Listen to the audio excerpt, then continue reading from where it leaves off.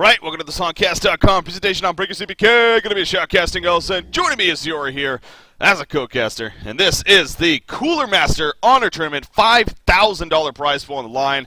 Heroes in New Earth action coming at you, baby, here on Honcast. Looking forward to having a lot of fun today. We have the group stages in front of us. Group number, that doesn't make it. Group C with A-Man taking on Team It's Goes To in their first match of the day.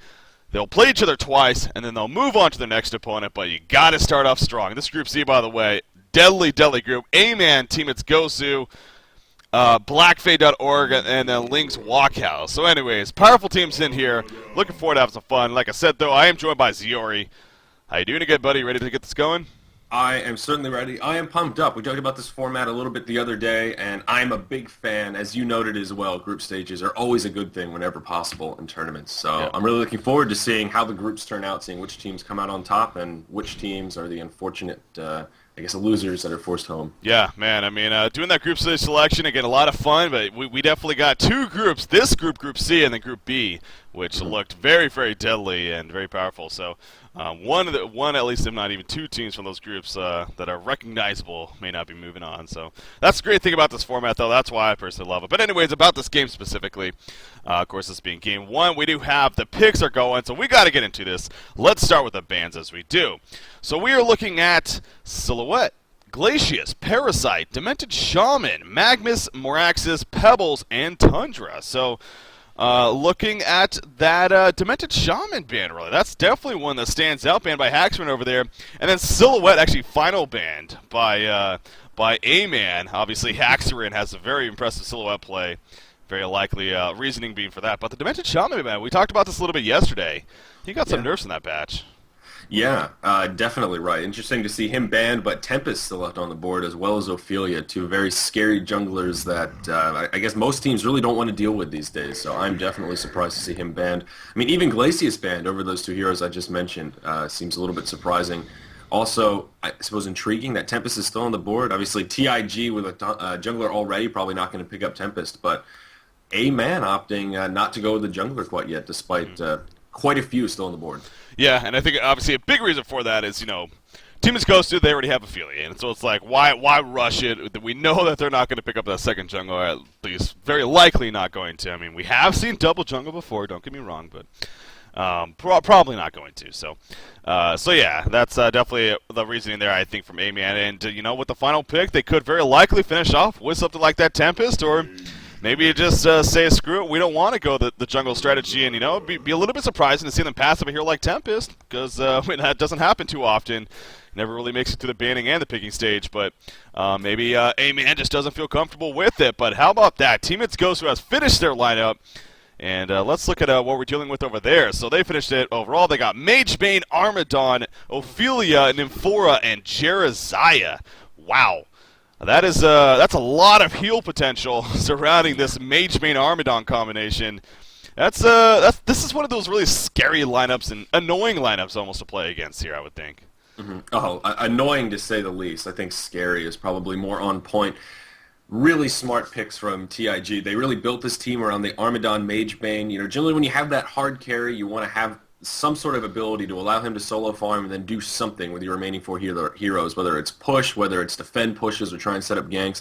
And I think they'll be able to do that, at the very least defend any sort of aggression that comes their way in that mid-game when Magebane's still trying to farm up those core items. So I like this team. Building a team around your hard carry is always good.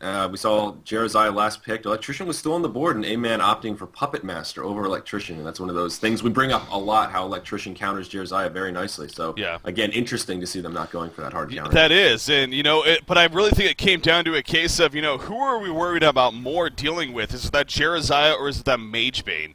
And I think that's definitely a big reason why you would pick up a hero like Puppet Master, and we talked about this many times before, is that he is considered somewhat of an anti-melee carry hero, simply because of both the Puppet's Hold and the Puppet Show especially. Very, very powerful abilities against those melee carry-style heroes, such as a Magebane and even an Armadon. So So yeah, I really think that's ultimately what it came down to here for A-Man. I mean, you're right though. I mean, they definitely had the chance to pick up Electrician. Usually we would see that if you see Jeremiah on the opposition, but maybe more confident instead that they could perhaps get a Nullifier Blade if even necessary. Although, I mean, I'm looking at their team and they don't necessarily have an ideal candidate for that either. So I'm not sure how A-Man is expecting to deal with that Jeremiah, but maybe it's just a point of, they figure that they're going to have to deal with it. But this is something we see too, is that if you can't deal with it in terms of purging it off, then burst him down. Lock him down, burst him down before he even does anything. So that's very likely what they're going to attempt to do here. Yeah, exactly right. That is the other option. Usually we'll see Jeremiah using that repel on someone else instead of himself. So you can lock him down, as we've seen plenty of times in the past. If they can shut him down before he gets that ultimate off in a team fight, I mean, that's money in a bank. That's a one-way ticket to a successful team fight at any point in a game like this. So that's a very important thing to note. Of course, with Wretched Hag and Aluna, as well as Bubbles, plenty of Hellflowers, I think, will be coming out for our Hellborn side. And that item as well, working very nicely to try and shut down the effects of Jeremiah. Yeah. Indeed is. And sorry about that, I had the overlay actually screwed up there. We'll hopefully to get that edited. The in-game overlay was from yesterday still, so yeah. But anyways, the laning phase is actually coming out here as we can see. And obviously, well, the Hellborn team, we actually really haven't gone over AY's lineup fully yet, so might as well do that. We got a Luna, Wretched Hag, Cthulhu Fawn, Bubbles, and Puppet Master. So yeah, I mean, especially with seeing that Wretched Hag and Bubbles on the same team, that's when you know aggression is very likely going to be the name of the game here for A-Man. And I think, especially with the lineup that they're going up against, that'll be big time to their benefit. So wouldn't be surprised to see them just going balls to the wall earlier on than later, and trying to take advantage of the very mobile team they have and a good amount of early burst potential that they have, especially, again, with heroes like Bubbles and Wretched Hag and even Puppet Master. If he can get some good farm, and so far, with the way lanes are setting up, it looks like Puppet Master should get a very good farm. Of course, Mageman at that bottom lane will very likely as well. So this game, it may be a slow start early, but it's going to be an interesting transition once the laning phase kind of dies out. Yeah, that's an interesting thing to point out. And it is interesting how the lanes are working out so that both carries are going to have pretty close to free farm. I mean, right now, Magebane is just having a field day down here. It's almost a 3v1 against this poor Bubbles, as Ophelia's sort of poked her head over a couple times. And, of course, Nymphora has been somewhat active in the lane, but really not much Bubbles can do besides just sit back, leech XP, and try and stay out of harm's way. Of course, no ward here down. Or actually, I guess they do have a ward here. Pardon me. It's on the outer side of the ward pole, so he does have at least some vision of Ophelia if she comes over to try and get a little bit more aggressive. But it's same story, different chapter up in that top lane with Jeremiah here just trying to leech that experience. We do see the jungling Cthulhu font so he can pop into that lane sort of at his heart's desire. Fortunately for Jeremiah, though, no wards up here, so he needs to be very, very careful. Yeah, another interesting note about Jeremiah, too, he actually hasn't leveled up an ability yet. It's very rare to see that, but, that really is a case of he's just waiting to see what he will need, if he'll need the heal or if he'll need that protective charm. If he sees perhaps Cthulhu Fawn charging in, get that protective charm up right before, and obviously won't get stunned. So he does end up going the heal, as we see right there. And we'll take the heavy harassment, though, from Aluna. But yeah, Jeremiah going to get absolutely nothing. See Basset's kind of having fun with the situation.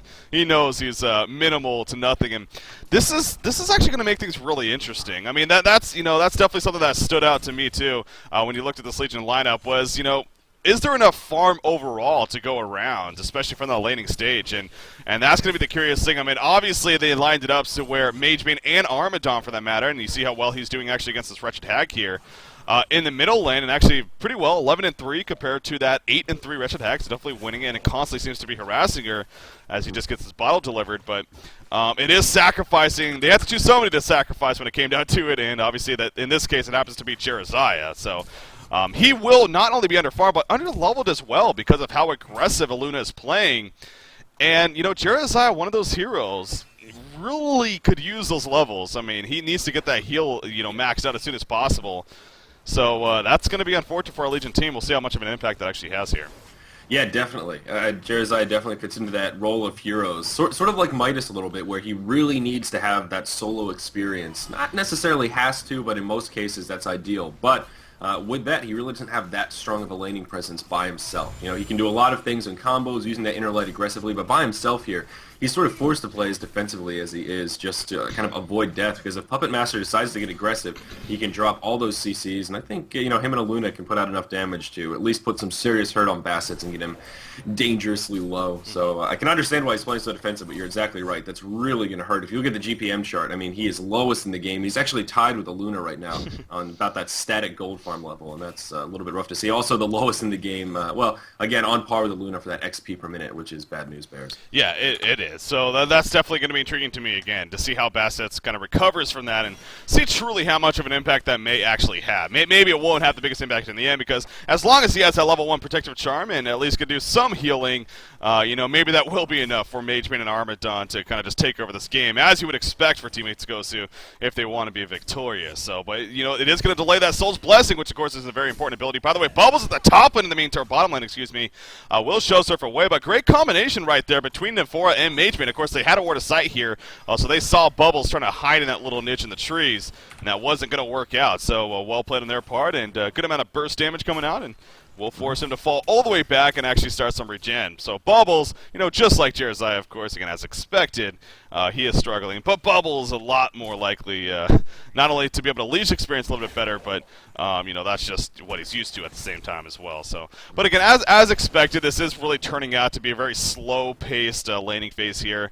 I keep going back to, the big question really for this Hellborn team is, for AY, when will they start making moves? Obviously, it's still very early on, so don't expect anything just yet, but when will that time come? Because you got Puppet Master, sure, he's free farming up here, but really so is that Magebane, and Armadon is also above that 300 gold per minute mark, doing very well against Wretched Hag. So, when do you say enough is enough and start making something happen? I really interested to see when A-Man does that.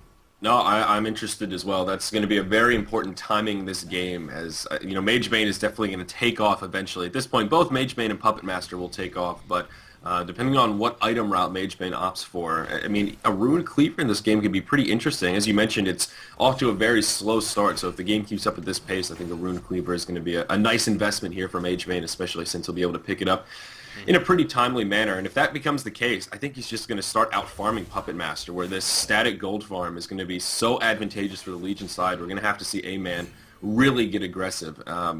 I don't know. They don't really have a ton of pushing power. If anything, it's Gosu has that pushing advantage with their Ophelia and then all of that healing power that they can put out. So that makes me a little bit nervous for A-Man as well.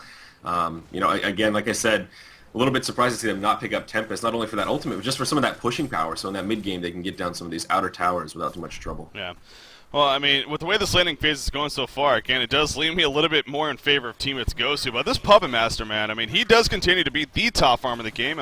Very close now to the Magebane, in fact, as he's kind of recovering. Speaking of that, by the way, at the bottom lane, the Catman Champion nuke not going to hit right there. They were trying to set up a gank on 2 Bubbles. Ophelia doing a good job of microing the minions in front, knowing that he was going to pour it, but just couldn't land it correctly. And Bubbles obviously ends up surviving in the end. But this is their push potential that you were just talking about. Going to start coming out here from this Legion team now. And this bottom tower, if it is not defended correctly, then very likely going to drop in. I don't think they may just say screw it. You know what? There's just too much potential there. It's still early on in the game. We're not going to be able to stop that. So I think that's going to be the case here. And we're going to see a tower go at 7.5 minutes into the game. Haxman's farm is going to really shoot up after that. And there we go. And so does Armadon's for that matter. So looking very good now for our Legion team here. Yeah, and they're even going to continue pressuring here, again, with all of that healing, the mana from Nymphora, and even just Mageman there to do a little bit of damage. There's really no reason for them to back up. Ophelia is going to tank that incoming creep wave with the Catman Champion to buy them some extra time. I'm not sure if they're going to be able to finish off this tower too. Perhaps they will. Ophelia actually going to use the ultimate here, as we see A-Man starting to converge on the tower, and they are going to get here in time to repel the Legion forces. It does look like at least the tower going to fall into deny range here, so they're going to have to commit to trying to finish it. Ophelia going to get caught in the trample. There's an Enforced Stun going to connect with Cthulhu Font, but alas, it's not going to be enough to keep poor Chessie alive, and he is going to fall. Will concede that Bloodlust Gold, and the tower going to get denied as well. So although it's a positive for A-Man here to deny that tower, losing a second-tier tower only 8 minutes in still does sting a bit. Yeah, I mean, 8-minute Bloodlust, obviously one of the later Bloodlusts that we see from game to game, but again, with the lineups that we had and how things were going early on, it really was to be expected to take so long, so I can't say I'm too surprised. But yeah, Teammates Gosu, obviously a little bit of downside there with getting that Bloodlust killed, as Chessie overextending a little bit too much. A-Man did a good job of also planning that out themselves and setting up that kill. But Jeremiah now, you notice what's happening up here. He's taking advantage of the movement from the Hellborn team. And speaking of that, Puppet Master setting up a gank in the middle, and Lip just drops right there. The double damage. Rune activated Wretched Hag, as well as a Bat Blast on top of that was used. And oh my god, Armadon just melted away right there with that Puppet's Voodoo Puppet as well. Ultimate, of course, for Puppet Master. So that's what Puppet Master was doing. I was wondering where he went.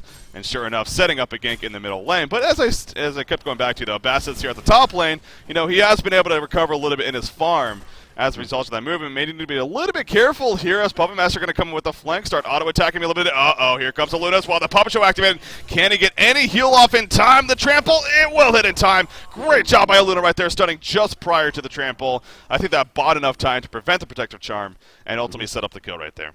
Exactly right. That was a beautiful staggered stun effort there from Fawn, and Bassett's going to pay the ultimate price, unfortunately, there. So some of that farm that he was making, that you were just mentioning, going to get thrown out the window. But it is good to see him at least get a couple of creep kills. He's able to pick up his red boots and start working towards some of those core items. But seeing Jeremiah without a Ring of Sorcery fairly early on is always a little bit painful. It's one of those core items that really makes that hero just a lot better overall. Allows him to be more mobile, move around, not only support the team, but just throw out those heals nonstop. Because after all, Jeremiah is a strength hero, so without that Ring of Sorcery, he has a notably low mana pool and can go dry pretty quick. So that is one positive here for A-Man from that top lane. Amongst keeping Puppet Master farmed, even that Jeremiah behind it. I mean, even low level, he's only level 5, still no Jeremiah ultimate on the field.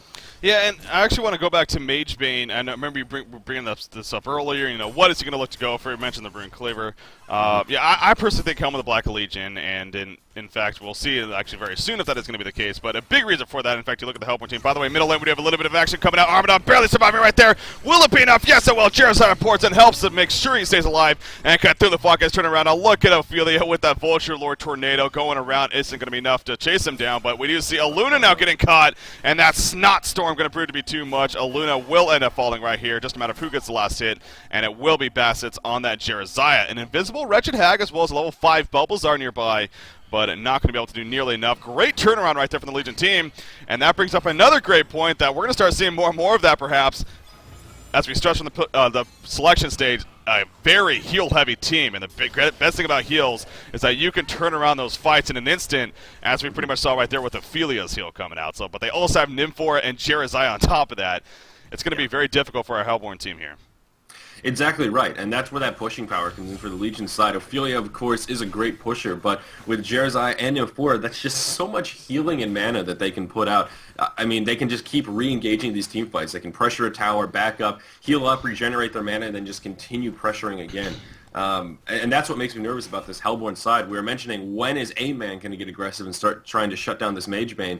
And it seems kind of the opposite is true. Actually, TiG is really controlling the pace of this game. They're the ones starting to initiate these team fights and the ones that have pressured towers at all. Of course, earlier on we saw that bottom lane push end up quite successful. So that makes me a little nervous for A-Man, though they're still doing very well in the early game here. And Puppet Master is still in great shape, still leading the way in farm this game.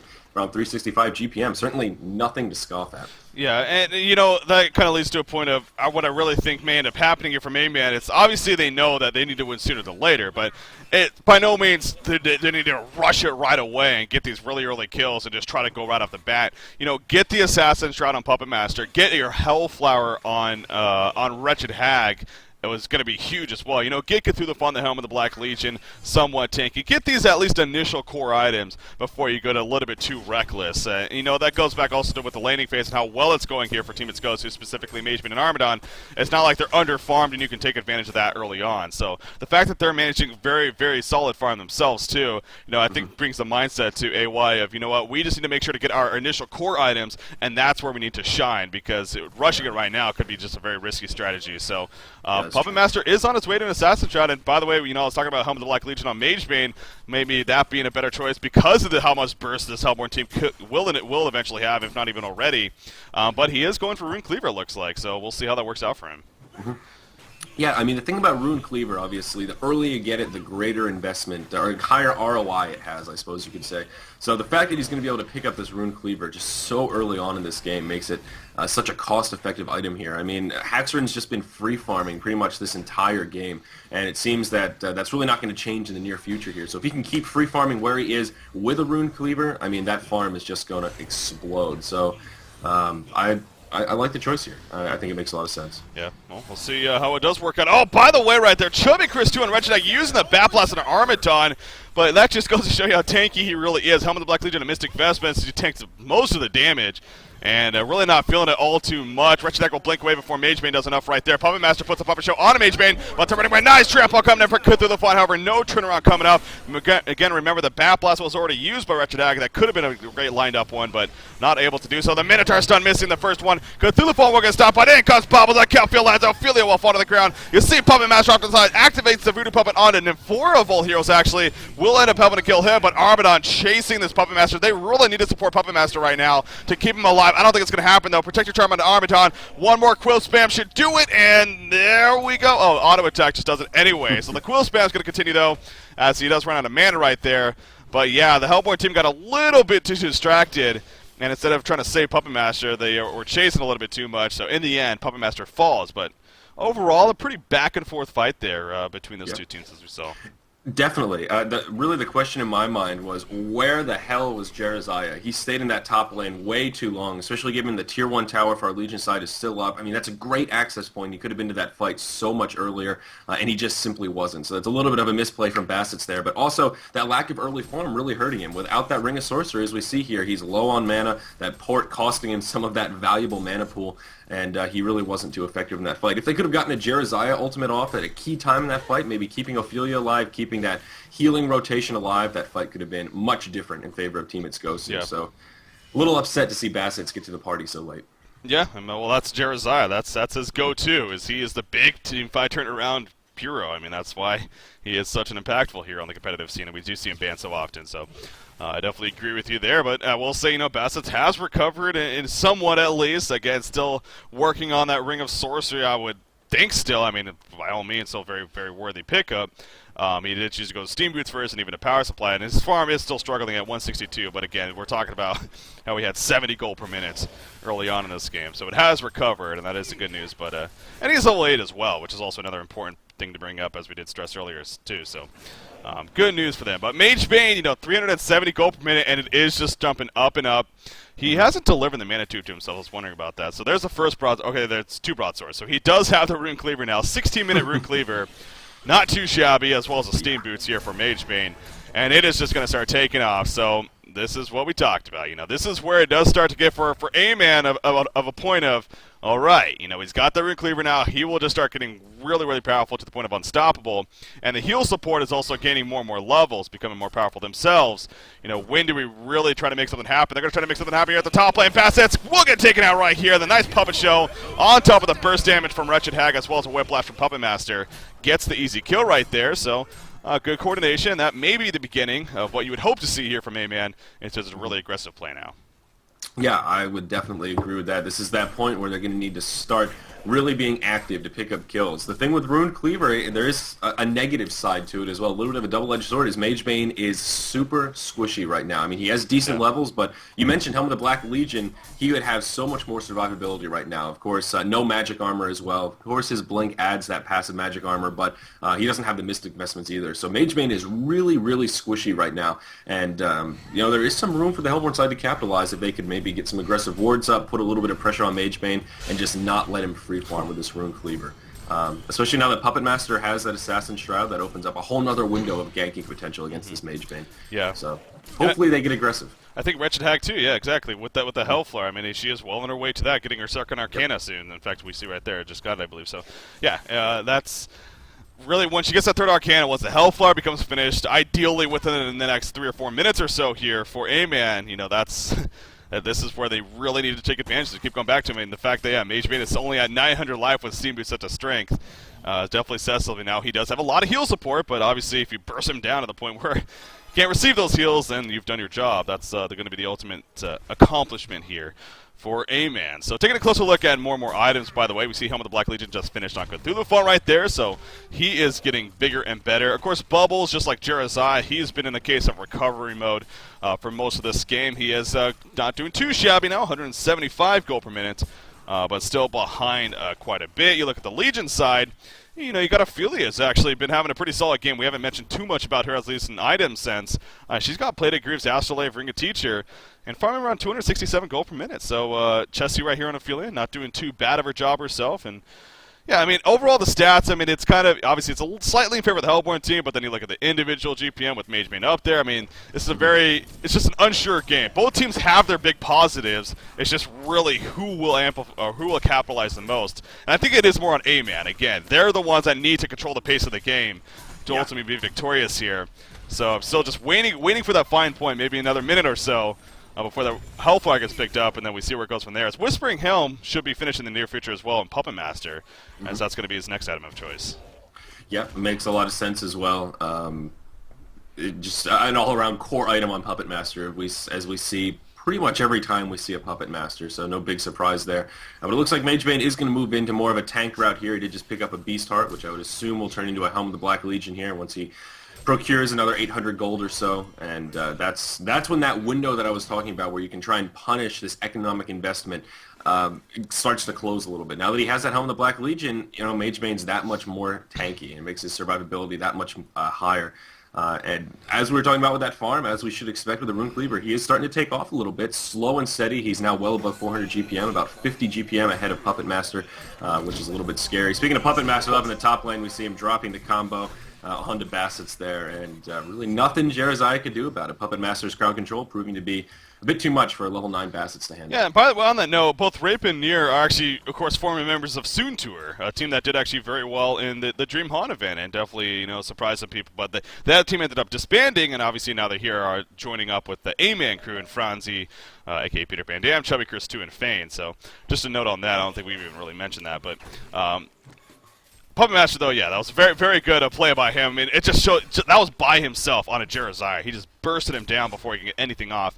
And that goes to show you, too, how powerful an ability like Puppet Show is. So there's the Hellflower finished on Wretched Hag. So, again, now this is kind of that key moment here. At least I personally think of really when A-Man needs to really start capitalizing, because that Hellflower is obviously the key item, especially for dropping a hero like Jerizaiah when it comes to team fights, or just roaming around and setting up individual ganks herself. She is also level 12, so of course the level 2 Bat Blast, a lot of burst damage going to be coming out from here on top of a Sonar Scream. Can drop really the majority of this Legion team, really everyone but Armadon, I would think, by herself with enough potential. So we'll see if she starts becoming a lot more active now. Certainly right, and not to sound like a broken record, but we are really at that point where the core items are done, and this is when this is their time. This is when they need to step up and make it happen. I mean, aside from just those core items being complete, they have more of a mid-game oriented team. Puppet Master, can scale into that late game, but very strong in the mid-game. Then everyone else you look at and you're like, yep, Bubbles, Hag, they're going to be able to put out a lot of damage around that level 11, level 12 mark. Up in the top, though, Nymphora and Magebane going to port into arguably the worst position possible and just get obliterated. So that's very unfortunate for Haxorn and Pallet. Wow. I unfortunately got the tail end of that. I wasn't even aware that that was happening when they were porting in, but yeah, talk about just poor choice to port into an area like that. Obviously a very blind spot as it was, and they just completely got obliterated by the Hellborn team, so they got to see the Hellflower in use right there from Wretched Hag. Magebane just disintegrated right after Nymphora. Big picks there, no doubt, for A-Man. And a big thing of that as well, Puppet Master's farm now, 425 gold per minute. He's a pretty comfortable lead over this Magebane right now, looking pretty good. He has around 2,000 more gold saved up, so he's going to be, going for his next item of choice. And then you even got Bubbles we keep going back to. He's now recovered big time, 220 GPM, and he has around 1,800 gold or so saved up. So looking much better himself. So yeah, this big burst potential that we keep talking about on this Hellborn side, and that timing window definitely happening right there. And they also get a tower kill out of it as well. So Chubby Chris too, especially on this Wretched Hag, definitely deserving credit here for A-Man. And being the successor, but this is, do not let these stats deceive you. Sure, it's a 5,000 plus golden experience lead for a Hellborn team, but by no means is that really a great example of how exactly comfortable our Hellborn team should be, because again, you are dealing with a Magemane and an Armadon, who are both actually still getting pretty solid to good farm, and you have 3 triple heal support, so whenever you're going up against a team like that, you can never be too comfortable. Yeah, no, that's exactly right. It is good to see both Wretched Hag and Puppet Master starting to take off a little bit now. And given Magebane's last death, of course, Puppet Master has now pulled ahead for the second time in this game as the #1 gold farmer. And Wretched Hag is now about on par with Magebane. So earlier on we were saying, oh, Armadon and Magebane both farming very well, but now the tides have turned a little bit. Armadon is slowed down a bit more, kind of more on par with that Cthulhu font than Wretched Hag. So I mean, Puppet Master is certainly going to carry this game, but Wretched Hag well on her way to being able to do some carry action as well. Puppet Master with about 2.8k gold in the bank. I'll be curious to see what item choice he moves into now, whether if he goes for a quick Genjuro or something maybe a little more damage focused. A Savage Mace is never a bad choice as well, but he's going to have to get executive here pretty quick. I like the idea of Genjuro, really. I mean, yeah. I think Genjuro would be pretty awesome for him as far as just having that second charge and the amplified damage from it as well. So, but yeah, we'll see what Puppet Master ultimately decides to go for. But they're going to need to make a decision soon because, sure, he gets the bottom tower kill, but look at up top right here. The secondary tower already being pressured right now by teammates Gosu. And we do have a vote to pause here. Kind of an unfortunate pause time actually coming out as both teams kind of staring one another down. Yeah. Does that mean somebody's DC'd? Okay, look, apparently there's some lag issues. We're on a European server, I believe. Yeah, that would make sense. So hopefully coming out of that, it isn't too bad. But yeah, this is one of those unfortunate things where it's a really odd time for a pause, where you can do a lot of theory crafting and trying to figure out how it's going to go, but I don't know, Breaky. It seems whenever there's a case like this, whatever prediction we make or reason, okay, he's going to be able to kill this guy and they'll be able to do this, both teams are just going to run away right away. Just that instant spamming right click to get out of harm's way. But this is sort of strange. We're at that point where, are they going to defend this tower? Is TiG going to continue trying to pressure this tower?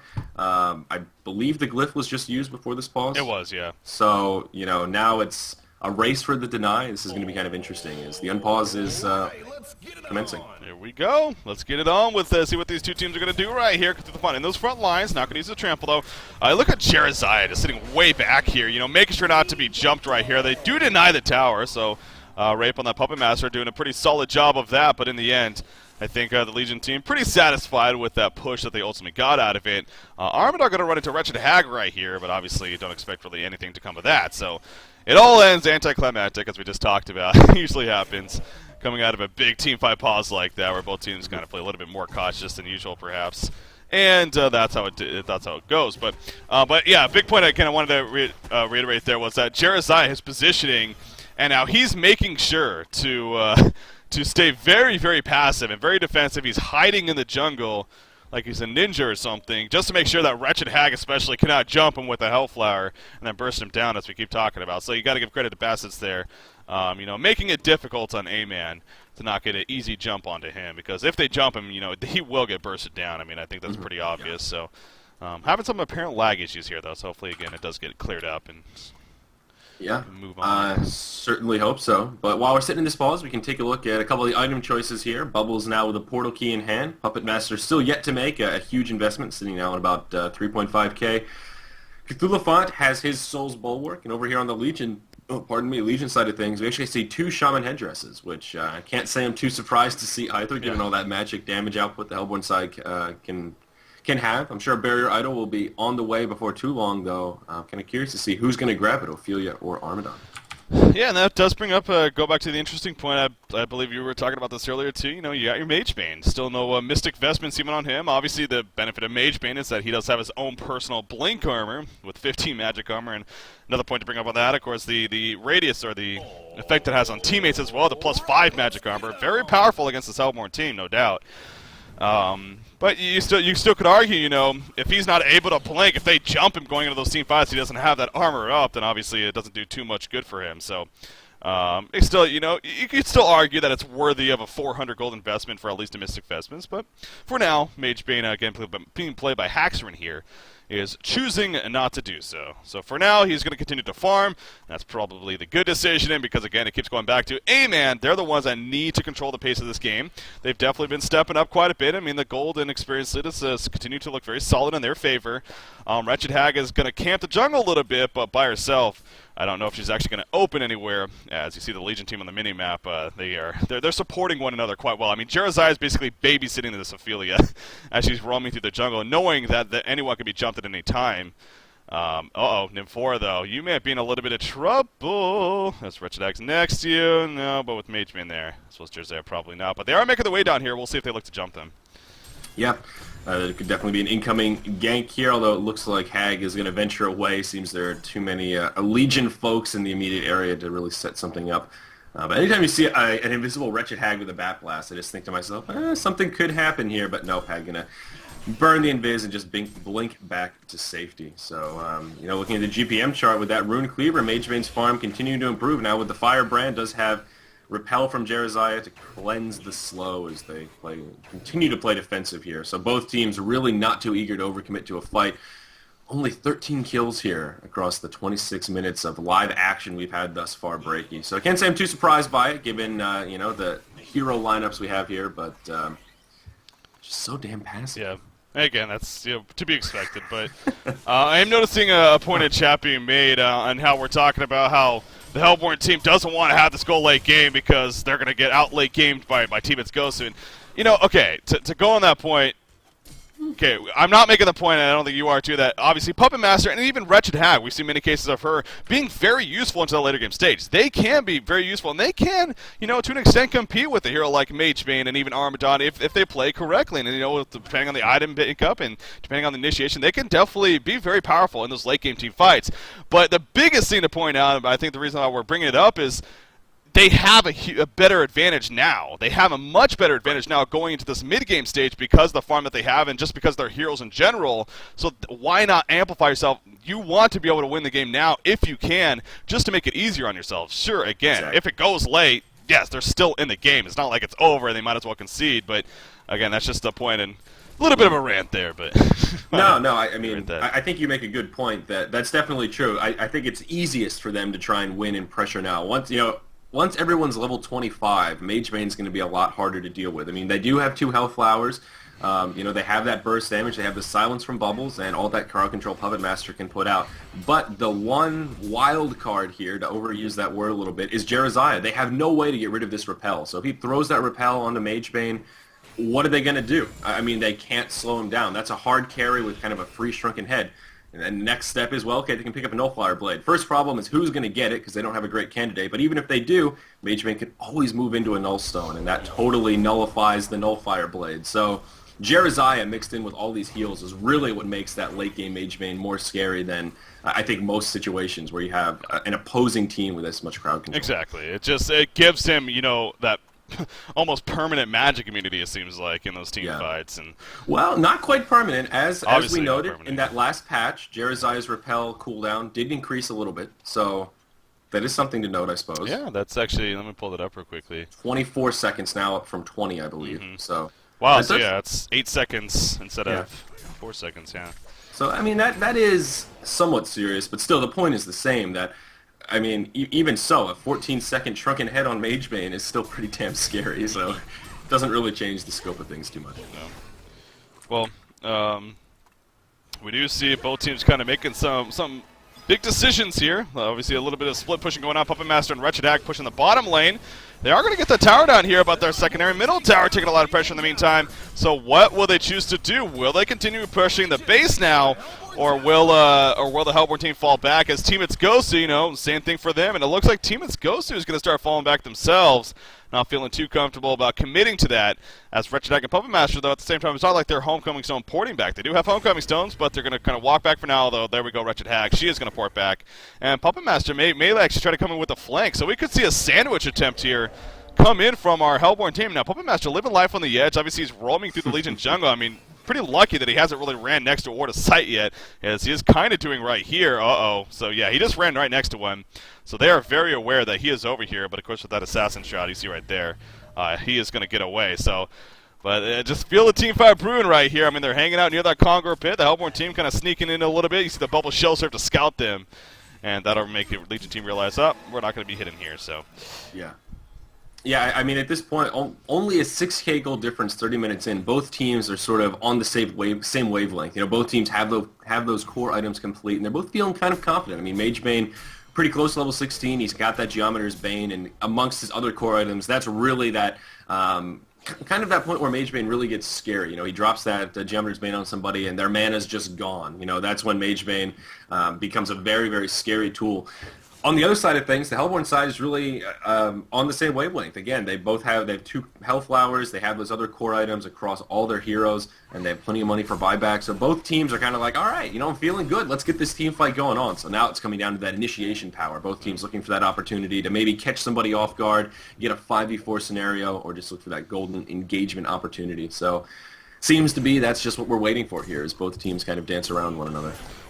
N4 are going to port Magebane somewhere to the bottom lane, it looks like, to maybe farm down there some more. Obviously, Wretched Hag nearby, but I don't think they were planning to get a kill onto her by any means. So into more farm we go, and it's proven to live up to the expected here of this being a very, very cautious and sit-back game. And I think it is safe to say that is more in favor of our Legion team, but at the same time, Puppet Master and Wretched Hag are continuing to do very well themselves, and their items no doubt are showing for that. And I believe I just saw an Acolyte staff purchased by Wretched Hag with that Blessed Orb, so looks like we're going to see a Sheepstick in the works here as well. So not only going the Hellfly, it's very rare to see that combination, especially lately. Now, again, speaking of this recent patch, obviously Hellfire was nerfed from 5 to 4 second duration, so a big point to bring up there. But the Sheepstick was nerfed, prior to that even as well. But here we go. She does have the combination of items, though, and that's even that much more crowd control that this Legion team will have to deal with now as a result of that. So, and I wouldn't be surprised if Bubbles, goes for one of those 2 items as well. Yeah, I certainly wouldn't either. Which one will it be is kind of the question in the back of my mind. But Wretched Hag with the Sheepstick makes perfect sense here. More crowd control, the merrier. Against all these heroes, but also it really works well with Wretched Hag as sort of a semi-carry item, because it gives you all those extra stats, gives you that intelligence, and even the mana regen. It's really not so bad. Wretched Hag still hits pretty hard with the Hellflower first. She hits pretty fast, so it's an item that synergizes very, very nicely. But as you noted, a little bit rare to see both of them kind of back-to-back like that, especially since they've both received nerfs now in recent patches. But yeah, man, still no action. There hasn't been a single kill in at least 10 minutes here. Both teams just really, really passive right now. Yeah, 13 kills in 33 minutes. This is definitely not Heroes of Newerth-like. This is, well, I'm not going to go there. But anyways, this is not Heroes of Newerth-like, so... but again, it does happen from time to time, depending on the lineups and whatnot. And again, it really is the case here for Team It Goes to. I have to say, I can see why obviously, you can't. It goes back to what we were talking about earlier. You can't really force it. You can't just jump at them and be like, we got you. That is the Team It Goes to's credit. They are doing a lot of babysitting one another. Jerizaiah has practically been humping Magebane and Armadon this whole game, it seems like, and so has N4 for that matter. And, well, hell, even Ophelia, I guess. They've really just all been sticking together and not allowing AY a legitimate opportunity to actually jump them. We do see some more pressure being placed at the bottom lane. Obviously, Puppet Master was down there. He's now porting back, but the Legion team trying to capitalize right here. As here we go. It's a possible initiation. Hellfire and Magebane. The Papa's coming out. The Puppet Show on top of that as well. Look at all the heals all coming out. The Soul's Blessing activated by Charizard right there. And here's that turnaround cut. Through the won't fall. Bubbles jumps in the midst of it all with the Song of the Sea. But now he's in a lot of trouble. Magebane pounding on the Puppet Master. And Puppet Master will get nuked down with the Void Rift right there. Armadon turning around with his back, facing Aluna. Cthulhu Fawn buys back, though, tramples onto a couple of heroes. But now he's starting to fall back. So did Puppet Master buy back for that matter, as everyone buys back. So here we go. Full strength once again for the Hellborn team. Magebane will end up falling, and now the chase is on in favor of A-Man. But it doesn't look like they are going to catch up. Or are they actually? Charizard going to try to port out right here. It looks like he will be successful. And N4, on the other hand, may end up getting caught if they keep chasing. Maybe not, though. So I guess Nymphora may actually survive here as well. Oh, Bubbles, is he going to go in? Yes, he is. Okay, yeah, Nymphora, you tried your best, but I don't think you're getting away. Or are you, actually? Maybe he is. I don't think Bubbles is going to catch him. Never mind, actually. So Nymphora will be fine. So that's a pretty solid finish. I think Team It's Ghost no doubt winning that fight despite Magebane dying there.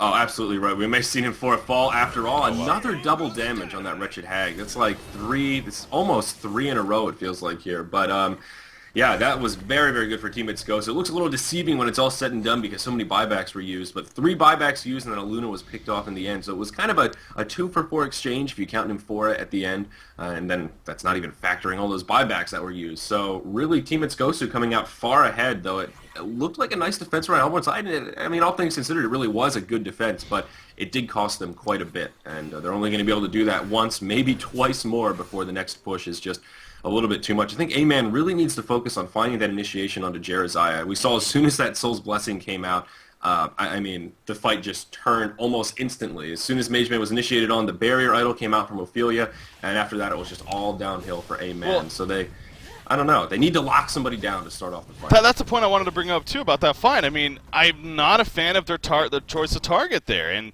whether that was because, it's just one of those moments of go, go, go. But Mageman had his flash, I believe he had his flash armor up as well when they jumped him. So that's what we talked about. He had 15-plus magic armor on top of the support that was nearby. So we saw the Hellflower applied, and the Bat Blast came out right after, as well as a lot of other burst damage coming out. But it didn't seem like he was dying. I mean, the heal started to come, of course, from the Legion team because of all the resistance that he had. It bought them enough time, and he easily stayed alive. And then, as you just mentioned there, Jeraziah being the big part of that with all his heals, the Protective Charm, and then eventually the Soul's Blessing. I mean, there was no chance for the Hellborn team to turn that around. So, yeah, I can understand it being the case again of just that go, go, go moment of we have a chance here, let's jump, let's just not think about it too much because you really can't. You do have to kind of react, but I don't know if Magebane, especially with that flash armor up in a big team fight, should be your target of choice. I really think the support around Magebane should be a priority, specifically that Jeraziah. I 100% agree, and I mean, also just engaging head-on like that is just not, that's what Team Itsugosu wants here. If they could bait the Jeraziah ult and maybe pull out, re-engage, find some way to just make that fight a little bit less of a straight-up battle, because I see it just really difficult for A-Man to win a straight-up battle just because of all that AoE healing, having all 10 heroes clumped up in the same spot. I mean, that's just money in the bank for Team Itsugosu between all of that Armadon AoE, all of their AoE healing, and then even Magebane's AoE with that Rune Cleaver and his ultimate. The tighter grouped up the Hellborn team is, the better it is for them. So, I mean, also just keeping Magebane stationary is good for Team Itsugosu. If they can kite around, force Magebane to run around, minimizing that DPS, that's another positive that A-Man can try and execute in these team fights. So just, I think we're both on the same page, just all around kind of a questionable engage from our Hellborn side, despite their great defense. Magebane going to bring up forward, looking for an engagement opportunity, but probably wise to turn around as he was a hop and a leap ahead of his team there. Well, at the same time, though, he's going to start baiting like that. Again, if he can get that armor up, he has a frost. He has 2,500 life. I mean, he's becoming more and more of a beefy hero now as this game goes on, as you would expect. Again, this goes back to the whole fact that Jeraziah one of the better late-game heroes in the game, hands down. But yeah, he's going to start blinking into bait like that because it worked so well the last time, and again with their makeup, with how much turnaround potential they have, that's really a legitimate strategy to use for them. So that's where it comes down to a case of the Hellborn team not getting overzealous with it, not falling for that bait, and instead playing their game of going for the support, because that's, again, what we keep talking about, what they really need to do. And we see right here, Magebane going to catch Puppet Master with a bound eye and an Armadon, it looks like.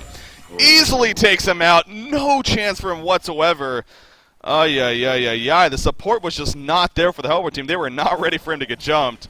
And after a pick like that, it's just getting to a point where it feels like our Legion team is just getting bigger and better. I mean, look at this overall stats. That's the funny thing about this game. It still is in favor, a decent amount by our Hellborn side. But the Legion team, I feel like, is in the lead right now.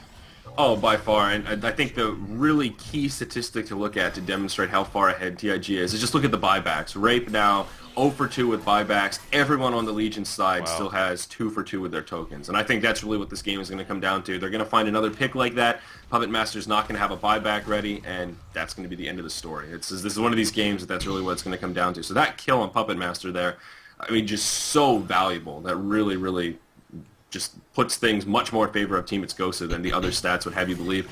We see the engage coming back here, though. Puppet Master going to get engaged on once again, almost forgetting that they have a bound eye, though. He's going to find a little spot in the trees. Looks like Puppet Master going to fall amongst the rest of his teammates here. They're kind of getting cleaned up a little bit, but oh my gosh, Team Itsugosu actually getting turned around on. At least their squishy supports are getting turned around on. The tanky, beefy hero is still alive, doing some damage here. In the end, Chessie does fall. They are going to turn around on the Armadon, it looks like, and he is going to die when it's all said and done. So, wow.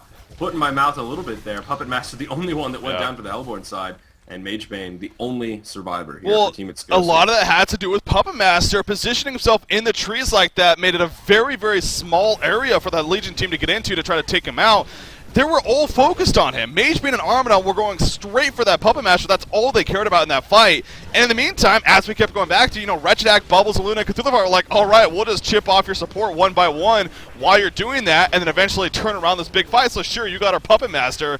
We got everyone else, basically, as of course they got the 4 kills, as Mageman was the sole survivor. We do see Limp actually buying back right here in Armadon, and Infora ports him in. So, of course, they knew Congor was happening. They didn't want to make it easy. And Infora will get jumped right here. The shelter will finish him off. Magebane jumped Wretched Hag in the meantime, but Wretched Hag is able to blink away before too much happens. So Congor, as games like this tend to be, going to start focusing around him perhaps. But neither side is going to fully commit to it right now, and both will end up falling back. But yeah, that was definitely just a big case of tunnel vision there from specifically Mageman and Armadon, and just great support by A-Man. I mean, Puppet Master, sure, he has no buybacks. We keep talking about that. Definitely just got caught in that fight, but hey, it worked out very well for them in the end. Mm-hmm. Yeah, I was thinking that was going to be a really great team fight for Team Exclusive, but you're exactly right. Puppet Master's positioning proved super effective. And I feel bad, I made a comment like, oh, it seems like you almost forgot they have a bound eye as he's kind of in an aggressive position, but then he found that spot in the trees that mitigated all that damage. So a lot of credit to Rape right there for drawing all that fire, and I guess he was the only one that went down, so it seemed there was a lot of time wasted trying to, lock down that Puppet Master, so certainly well played. But, as you mentioned, Congor definitely becoming more of a focal point in this game. We see Teammates Ghost is sort of hovering around the pit, not only keeping it safe, but again, looking for an opportunity to try and continue pressuring Congor here. Is that token going to prove to be super, super valuable?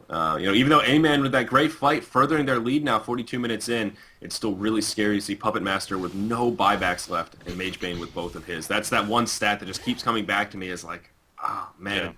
In my mind, it doesn't really matter how far ahead you are in experiencing gold at this point in the game when the buyback situation is, well, the way it is here. Mm-hmm. Yeah, I'm just trying to think of also where Puppet Master can go here next, and what would make the most sense, as you see right there, that get one of the minis killed. I was going to say, getting him the Demonic Breastplate actually would have made a lot of sense to me because of how much physical damage Magebane and Armadon are putting out, but obviously Cthulhu has that, so really that's kind of, really wouldn't be the best choice to go there for right now. But anyways, we have initiation right here. Soul's Blessing going to go off right there. Wretched Hag jumps in the midst of it all. We do see them trying to take out Jeremiah, but Jeremiah has everything on him. Bat Blast finally used. But in the meantime, Puppet Master picked off, and this time the Legion team makes sure to not let the support start dropping like flies. Now, Nymphora will fall, but it looks like Cthulhu will fall as a result of that as well. So it ends up being a 2-for-1, but perhaps more importantly, they are going to get Congor now. The Hellborn team, there's no chance they're going to stop this. So a free Congor kill for Team It's Gosu. And again, Puppet Master, he hasn't had buybacks for a while now. Not going to change anytime soon for the rest of this game, for that matter. So Legion team wins that fight. They get the token of life. It looks like it is on, Magebane, no surprise there. And now they're going to start pushing up the middle lane. So that's, once again, another big momentum push there for Team It's Gosu. Yeah, this is really, really rough. I mean, we're looking at a 4v4 scenario, but Puppet Master versus Nymphora right now. With Puppet Master dead for another 35 seconds. Obviously, this Tier 3 tower will fall. I would imagine the glyph going to be used. These heroes in the back trying to do everything they can to slow this down, but not going to be able to keep the tower alive. Magebane going to go straight in here. Luna going to get dropped very quickly, though. She's going to be able to survive, at least for now. Ophelia going in, trying to chase her down. Nice trample from Cthulhu. Unfortunately, not going to be enough to secure the life of Luna. We're going to see Ophelia get turned around on, though. Oh my gosh, Ophelia going to survive. Just about 30 hit points to spare. Now Hag's going to be the one getting turned around on. She's going to fall. The double tap going to come out in favor of Haxor in here. And Bubble's going to continue chipping away at these two heroes, but not going to be able to do nearly enough damage. I don't think the melee rack's taking a lot of damage. It's dangerously low. A few more buybacks have been used. Puppet Master's now up, and they're going to start this engage. Magebane's still doing a hell of a lot of damage, but he's going to get crowd controlled here. There's the Health Flower. He needs to be very careful. He might actually be able to survive this. Oh, there's the portal key from Bubbles. And it looks like Magebane is going to fall. The token's going to be burned. He will pop back up, but there's no one around. It looks like he's going to be able to blink to safety, though. Puppet Master hot on his tail. Not going to be quite fast enough. So Armadon does fall in the end. Again, another pretty good defense here from A-Man, but two heroes now without any buybacks left. Making me nervous yet again. Well, A-Man, yeah, it's a case of that they are just constantly just barely hanging in there, it seems like. It seems like when Team It's Ghost, it's like, all right, that should probably do it. No, A-Man gets the buybacks. They put it together at the last second while in the base, and sure enough, they fight them off, and, they still have all of their racks up. So honestly, it isn't over. I mean, A-Man by no means. And again, it sounds so funny saying that because A-Man has the lead in both experience and cold still, and it still seems like that our Legion team has the advantage. But this brings up the point that I was kind of referring to just before that fight. Is this Puppet Master, and obviously the big thing that's been the same in these one fights here by Team It's Gosu is that they're just able to burst him down so quickly earlier on in the fight. You know, what do you do to that? You get survivability. He bought a Mighty Blade here. I do wonder if the idea of that is turned into a Shrunken Head, because obviously I look at this Legion team and I don't think Shrunken Head necessarily makes too much sense. And there we go, though. He purchases the Warhammer. So I don't know. I don't know if that makes the most sense here against this team. I mean, yeah. You got a Mage Bane and Armadon that's doing all the damage. Obviously, you look at the damage chart, and that definitely speaks for itself. It's not like they got a mass amount of CC that the Shrunken Head would do a whole lot against. We do see they are going to initiate on Armadon right here, and Armadon taking a little bit of pressure, but not nearly enough damage with the support coming in. Uh-oh, that may have been the wrong choice for my Hellborn team. Bubbles may end up getting caught right here. In fact, there we go. He's going to use to take cover, but good luck getting... Oh, no, yeah, not going to happen. Mage Bane blinks on Aluna as well, and Aluna will fall, so just sloppy play, really, from AY coming out right there. But yeah, the Shrunken Head, I don't get it. I really don't. Yeah, well, especially now that Mage Bane right-clicks a wing bow, he's going to be wishing that he had gone for that Savage Mace. So that's definitely one of those sort of upsetting things now that he's already invested so much in that Shrunken Head. It's sort of too late to... Well, I mean, he does have that Warhammer, I suppose, and that is a piece of the Savage Mace. So, you know, perhaps he could change his mind last second here. I don't know if that'll be the case. One thing it will do is stop Mage Bane from mana burning him, which... I don't know if that's enough to pick up the item enough to warrant it, but that is one thing that it will stop. I agree with you, though. I would have much preferred to see, you know, if you want some survivability, go ahead and finish up that Symbol of Rage, and then even move into a Shield Breaker. I mean, there's not a hell of a lot of armor to go around on this Legion side. Mage Bane has some, but it'll help shut down that Armadon and those supports that much easier. But we do see a fight commencing here. Armadon actually taking a hell of a lot of damage. The heals come out, though, and he's going to be picked right back up, so he's going to be just fine. Everyone on the Hellborn side is up. A few more buybacks were used before this fight started. Pong going to fall. Haxorn is now legendary. The Soul's Blessing going to be used kind of defensively there, but that will be enough to secure the ranged and melee racks in the top lane. Of course, the mid lane already exposed, so they'll be able to pick those up pretty easily. Luna going to get hopped on by Mage Bane and going to fall to the Mana Rift there, and it looks like we're just moments from a GG here, Breaky. I think Team It's Gosu may be able to pull this one out. Yeah, it's in fact, there we go with the concede. That's gonna do it. Obviously, making a point of not too pleased with their lineup choice because the cool setup comment comes out. But as we stress as the player picks happen, we're like, this is gonna be one of those lineups that's annoying to play against. And I think that's what A-Man definitely felt there. It was very annoying to play against. I'm sure. As being spectators alone, I could definitely see it, but just playing it against a whole nother level. But yeah, that's but Team It's Ghost at the same time. You know, that's strategy. If it works, it works. You're here to win, and $5,000 on the line here in this Cooler Master Honor tournament. You do what it takes. So yeah, I still go back to in that picking phase. Why Cthulhu Font over Tempest? You know, they had Cthulhu Font in the jungle. It wasn't like they were running a crazy lane combo. I think Tempest really would have fit into their lineup a little bit better. And, I mean, Tempest is just a great hero for all the reasons that we've listed in the past, the pushing, the CC. It's just still one thing I go back to here, seeing their lineup. Well, yeah, you could definitely argue that, you know, maybe when it comes down to pick, you know, perhaps even getting outpicked in that sense. But, well, Team It's Ghosted, though, at the same time, I'll take anything away from them because very deserving of the victory there. And, again, this is the group stages, so what that means, now they're up 1-0 in this series. They have one win, no losses, so vice versa for A-Man. They'll play each other once more now in game number 2, which, of course, we're going to cast. But no matter what happens there, it will be moving on to the next series. It's just static 2 games. You play each team twice. And then once you play the 3 teams, you'll have your 6 games in total, and then the top 2 records move on. So the group stage format. But once again, to wrap this one up, I was Breaky CBK. Joining me is Yori here. And as always, stay tuned to honcast.com for much